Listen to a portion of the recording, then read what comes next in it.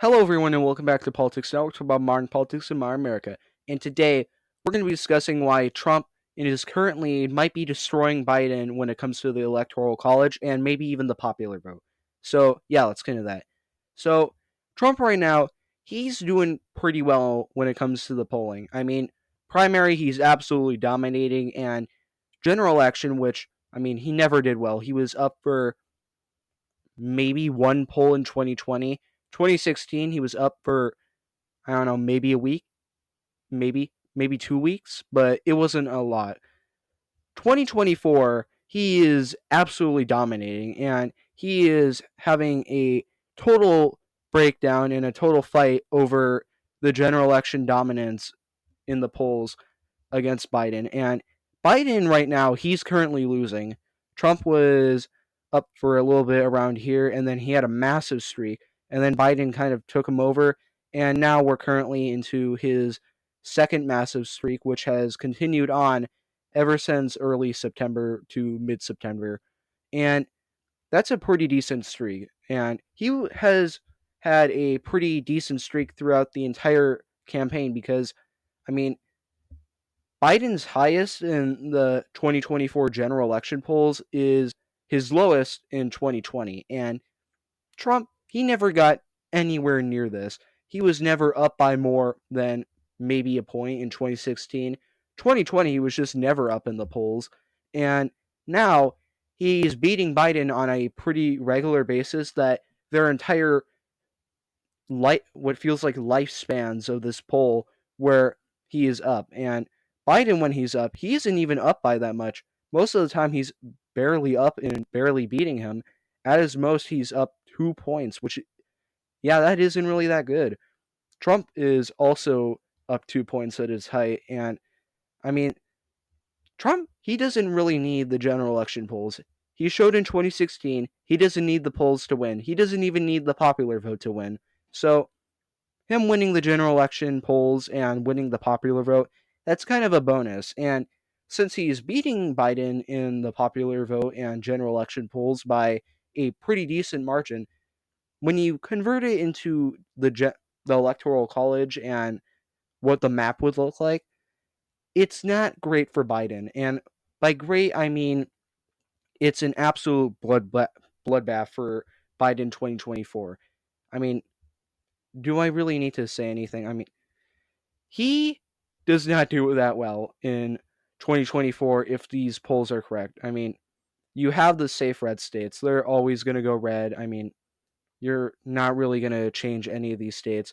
A lot of these people, they're they're never going to stop not voting for Republican, and they're going to keep voting Republican, and they're just going to keep doing that. You got all the safe states, and when it comes to the swing states, well, Wisconsin, that goes red by a pretty decent margin. Michigan, that also goes red by a pretty decent margin.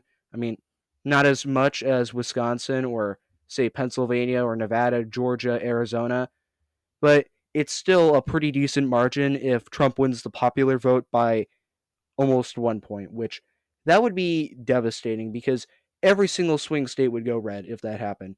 All of them. They would all go red, and Wisconsin would be polling around the same as North Carolina, Pennsylvania, probably around the same, Nevada too.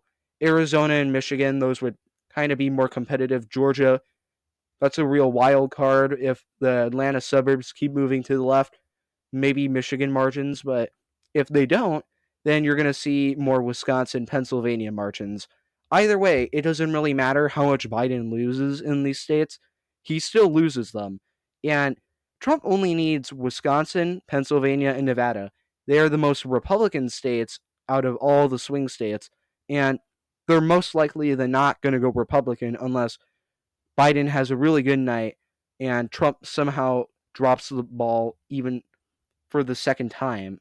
And it's not really looking like that, like he's going to actually do that because Biden, he doesn't really have anything going for him. He has really, really, really low approval. He has done terrible on most jobs, so he doesn't really have anything to point to saying, well, I'm better than Trump on this one issue, so you should definitely vote for me. He doesn't have anything. military, economy, foreign policy, nothing. Nothing he has to brag for. And Trump, all he needs to do is just point to, hey, look, this is me post COVID, and this is our country pre COVID. So this is me. I'm way more focused on my campaign than I was in 2020. And you look at my presidency where pre COVID, it was doing way better, and especially better than now, because now it's on par with COVID season where everything was shut down. Biden had to just do absolutely nothing, and he somehow screwed that up. That's a winning message. And Trump, he's having that winning message resonate in a lot of these states, like all of these swing states in the Rust Belt, Georgia, Nevada, Arizona. They're all resonating, and they're all going to have pretty devastating effects if Biden was ever going to try and win those states and put serious effort into there, because Biden, he doesn't really have anything going for him, and he doesn't really have any guaranteed swing states. I mean, Michigan might be one of them, but I mean, Trump won that in 2016, so it's not really a guarantee. It's just the most Democrat leaning swing state, which it's still a swing state. That doesn't really mean that Joe Biden is going to automatically win it.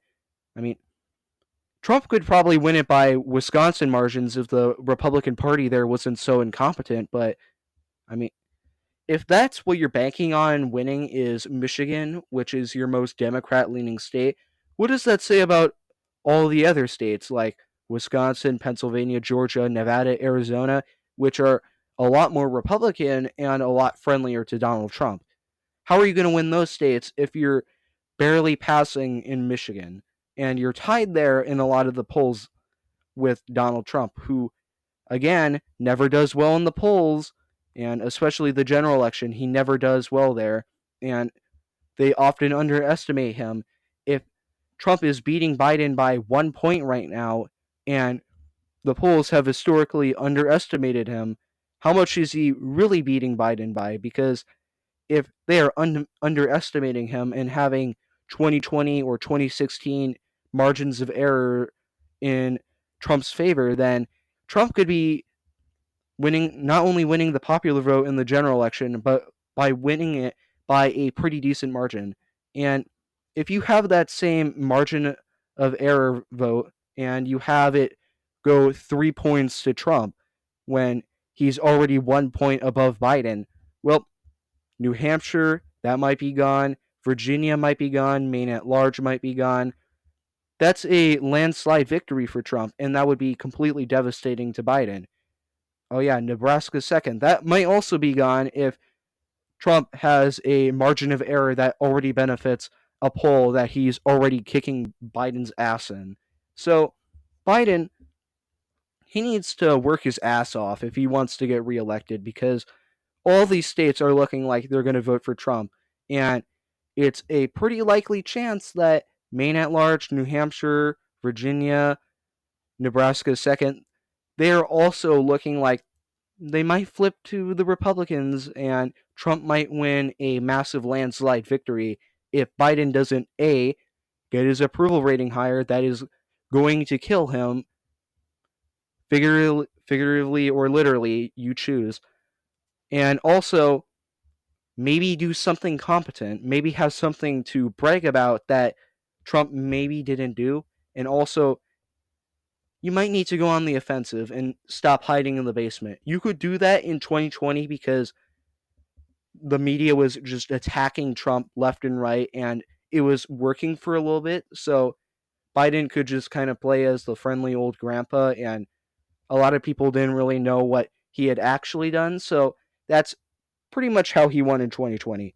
2024, people see what he actually does and how he would run the country. So you're going to have to try and convince a lot of people who have already collectively just thrown the idea of you getting a second term out of the window. You need to convince them from your own party even that you are the guy for the job and that you could definitely win a second term and, I don't know, maybe fix some of the issues that you created or do better than Trump, because Trump, he's going to be writing that message to victory. He's going to be taking that message and he's going to get his 270 on that message of, I did better than Biden. Biden is a shit president. And look at him and look at my presidency. He is a demented fool who cannot run a country while I had record high growth. That is what his message is going to be. And I mean, it's a pretty good message, to be honest. And Biden, he doesn't really have a counter to that because what is he going to point to that is showing that actually my presidency was better than Trump's outside of COVID? But I mean, you got a pretty good defense for Trump for COVID because COVID wasn't his fault. It just kind of came out of nowhere. It's not his fault that COVID happened. And Biden, he also can be attacked on COVID. He also did pretty bad things during COVID. So Biden, he's really got nowhere to go at this rate. And he needs to think of some miracle that can actually save him instead of hiding in the basement and doing the 2020 strategy because this is 2016 Trump he's dealing with. And 2016 Trump won an election by attacking Hillary and making sure that everyone knew of her mistakes. Trump is going to do the exact same thing with Biden. And if he can't handle that, he's going to lose. And he's going to lose in potentially a massive upset and a landslide for Trump. So if you think Trump could win in a pretty decent margin or even win the popular vote, leave that in the comments below. If you think Biden maybe will get a second term, leave it in the comments below. And yeah, I'll see you guys next time. Bye.